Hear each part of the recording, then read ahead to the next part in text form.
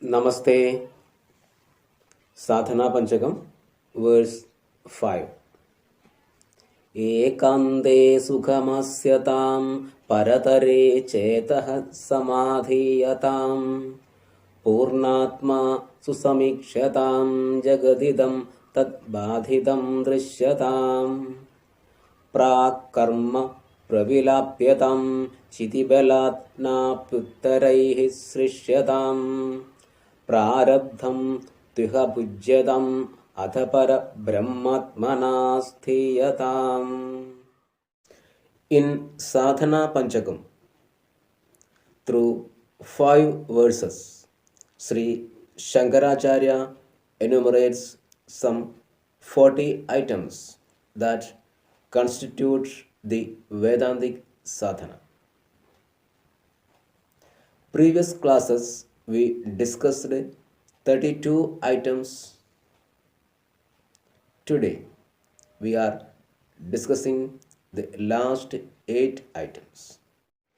In solitude, live joyously.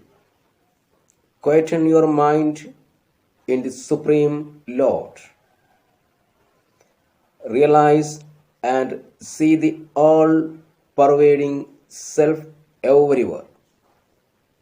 Recognize that the finite universe is a projection of the self.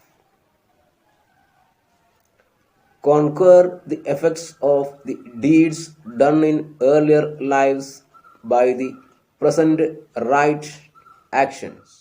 So wisdom become detached from future actions, agami.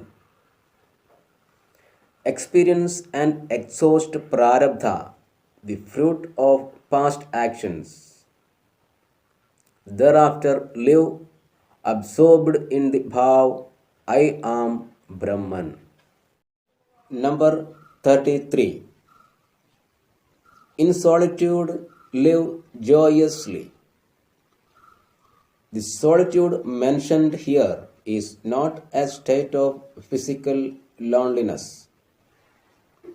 To be a place where nobody else is to disturb you is not a solitary place. Even in such a lonely place, you can be jostled by a crowd of thoughts and stormy emotions wiped up by your own memories. To be centered in the alone, the one without a second, in the infinite self divine is true solitude. Hence, the Sanskrit term for solitude used is ekanta. Eka means one, anta means end, goal, point of attention.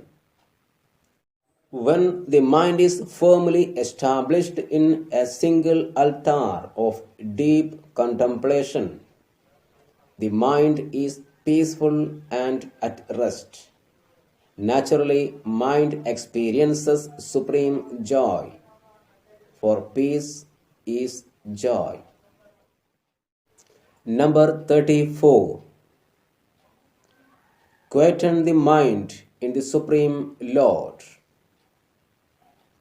Mind driven by our lusts, passions, and desires runs out into the world of sense objects, emotions, and thoughts, and consequently, mind dissipates its entire vitality.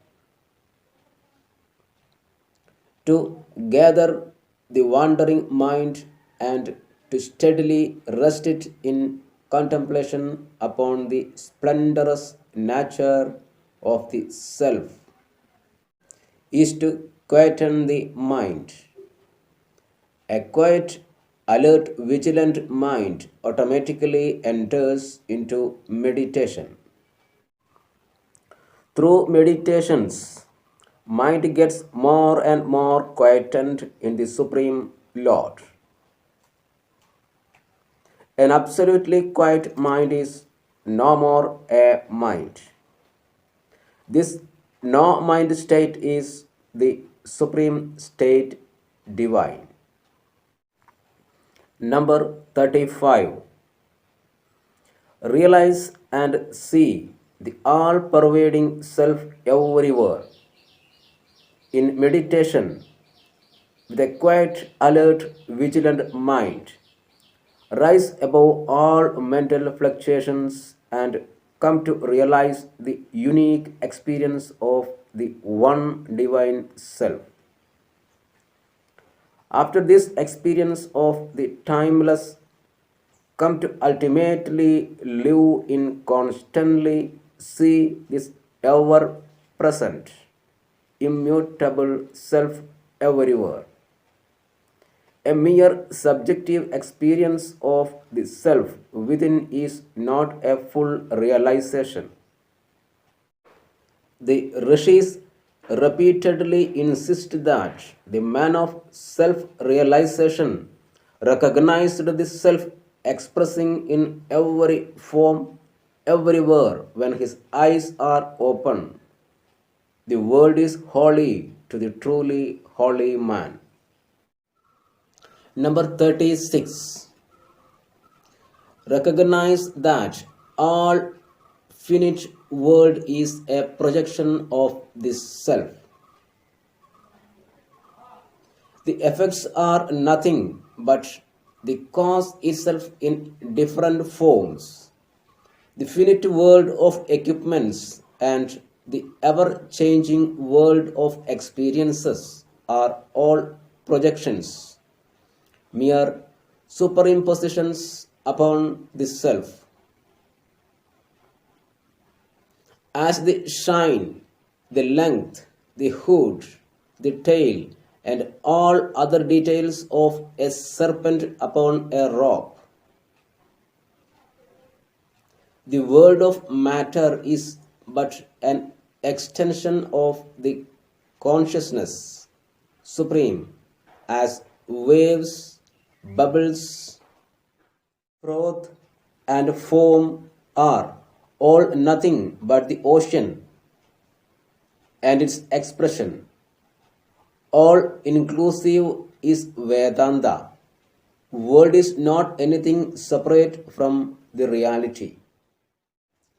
World of things and beings are a false vision of the pure self. When looked at through a disturbed mind, to recognize the plurality as but a projection upon the self is to quieten the mind. Number 37. Conquer the effect of deeds done in earlier.